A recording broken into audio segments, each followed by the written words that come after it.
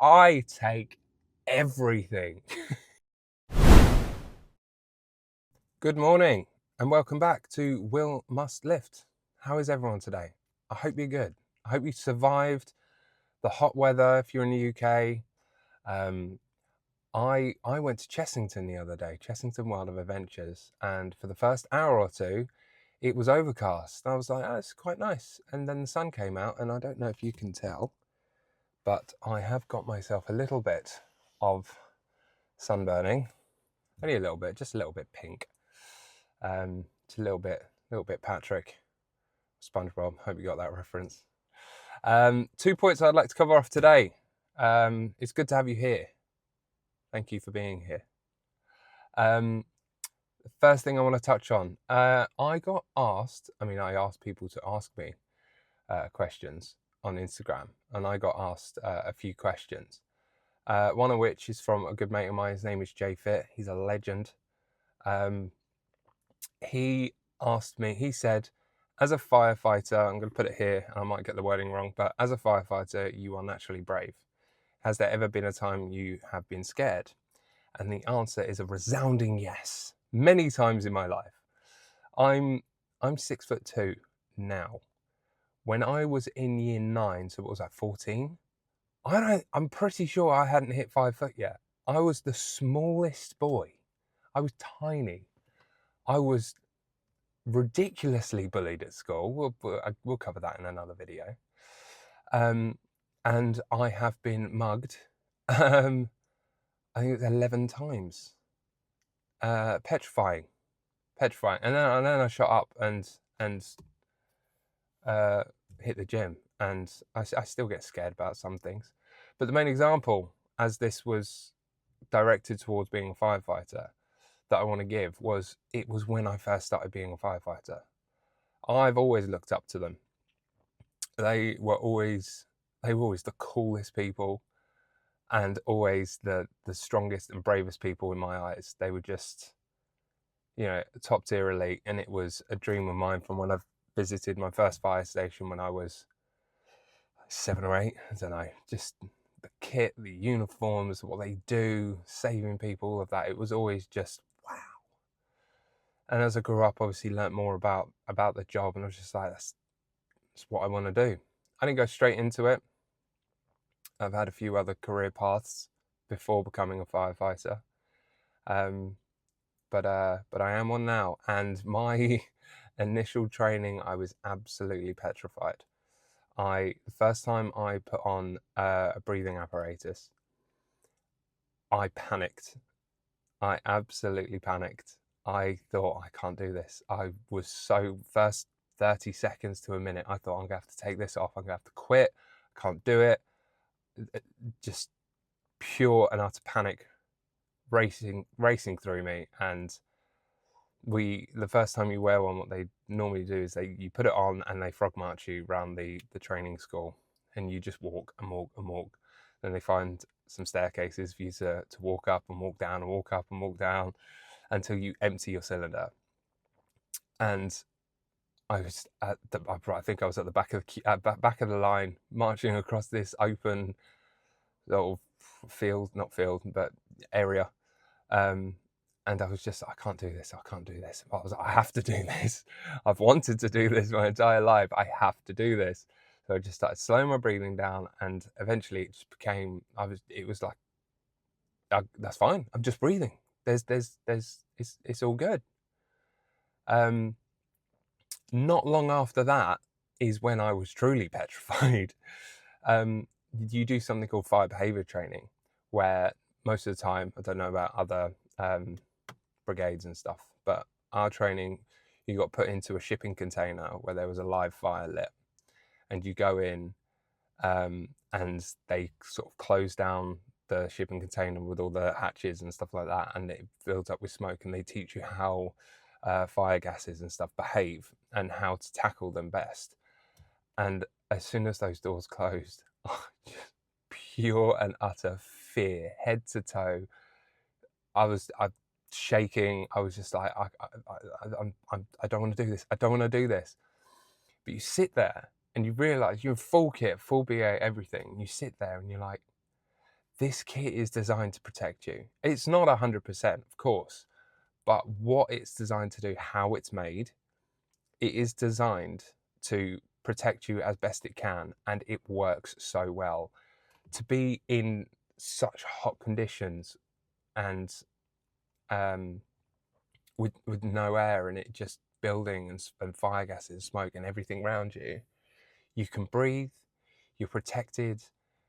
Obviously, you know, like I say, it doesn't give you that 100% protection, obviously, but having that confidence in the kit helped a hell of a lot. But I honestly thought in those two instances I was going to have to quit my training, go and do something else, and you're pure and utter fear. But knowing that the kit does its job and you've got it, it helps so much.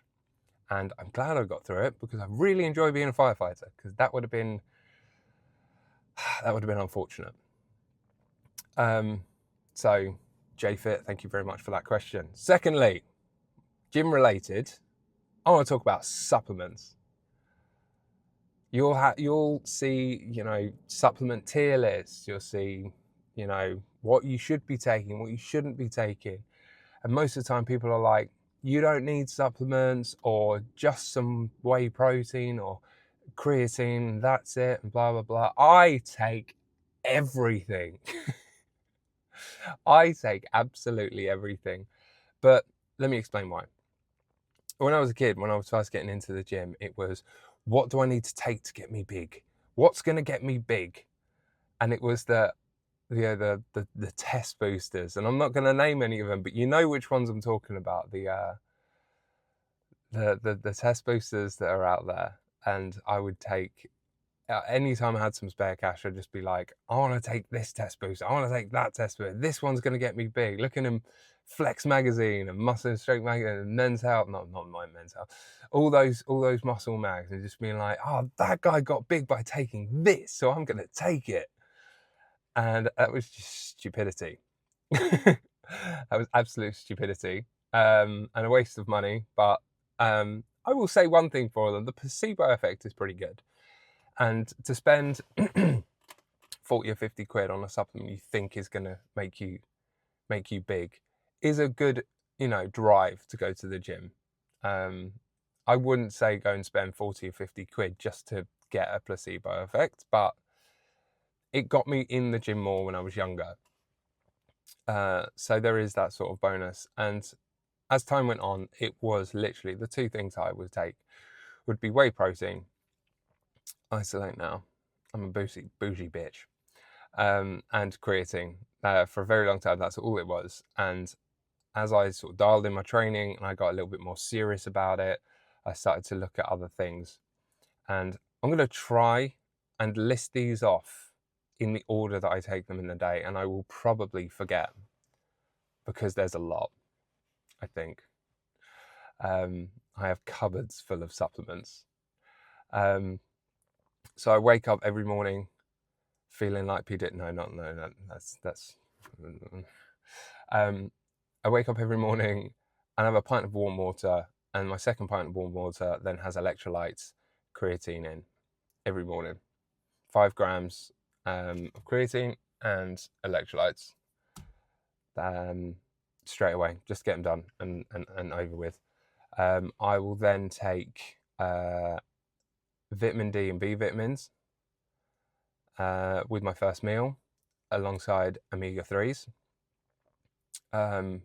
Obviously, whey isolate as well throughout the day, depending if I'm bulking or cutting, whether or not I have more or less,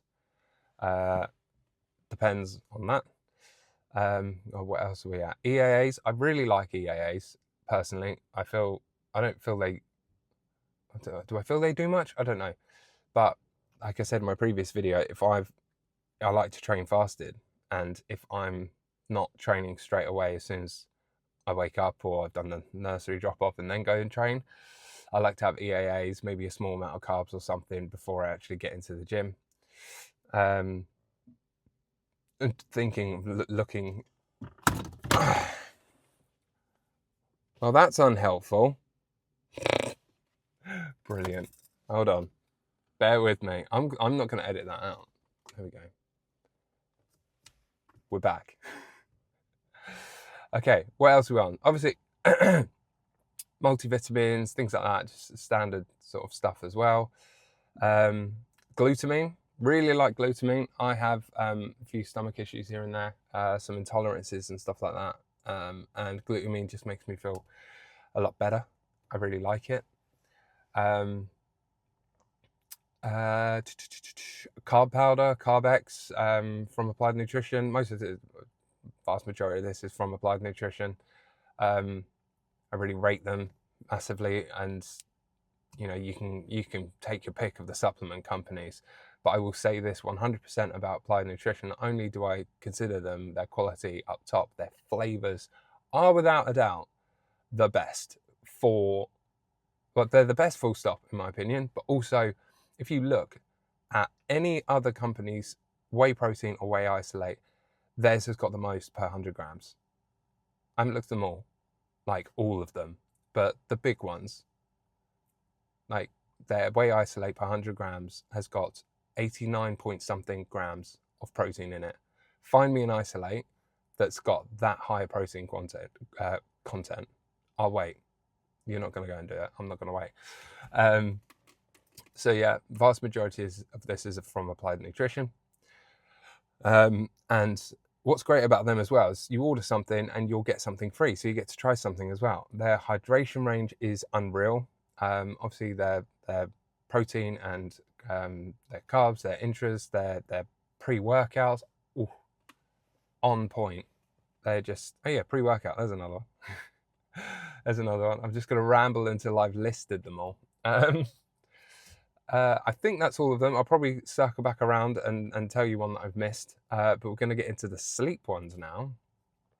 Digestive enzymes sometimes. If I have a really big meal, I'll smash some digestive enzymes too. Yeah. Berberine, that's one that sometimes comes in and out of my supplement stack. But yeah, sleep. Right, standard ones. Most of you probably taking these anyway, if you're in the gym or not. So magnesium, standard, zinc, ashwagandha, turmeric. I like a little turmeric supplement as well before bed, helping with inflammation and stuff like that. Omega 3s are all the way through the day anyway. Take 3 times a day. 5-HTP, that's one that I like. It's not something I use every single night, but every time I think, I might get really good sleep tonight, I'm just going to take a little 5-HTP on top of that. Great for some sleep. I'm going to think that that's about it for the sleep stack. Yeah. Again, I'll probably drop some more in as I think of them. Another one, Shilajit.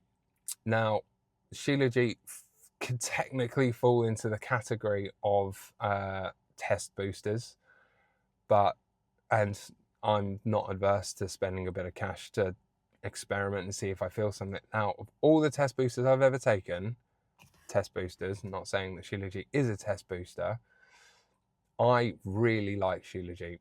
Every single morning, 500 to 750 milligrams. I can't remember now. Sorry, don't quote me on that and go taking super physiological doses of it. But every single morning, it really amps up my sex drive like mad, which is always awesome. And also, I've got 2 boys, and we had to go through IVF for them, and I got all my levels and everything checked, blood work and my swimmers, everything checked and stuff like that. And about 3 or 4 months later, I got them checked again. And in those 3 or 4 months, I started taking Shilajit. Now, this is anecdotal. Do not take this isn't medical advice or anything like that. But my swimmer markers all went through the roof.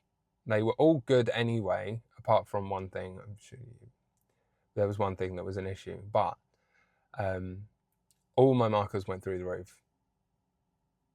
and my testosterone levels went up. Could I have had a better night's sleep had my diet have been better leading up to that blood test? Potentially. But the fact that I was feeling extremely sexually charged whilst taking it, and then those things came back, I'm more than happy to take that as it works for me in that sense. I just feel I see it as nature's multivitamin. It's got there's so much in there.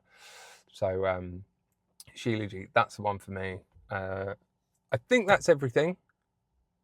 If you have any questions on supplements, like I say, I've probably taken it, and more than happy to have a chat about it.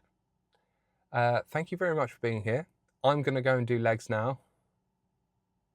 Pray for me. And I will see you in the next one. If you've enjoyed what you've listened to here, please like, subscribe, drop me a comment, say hello. I'll say hi back. Have a good day. Bye-bye.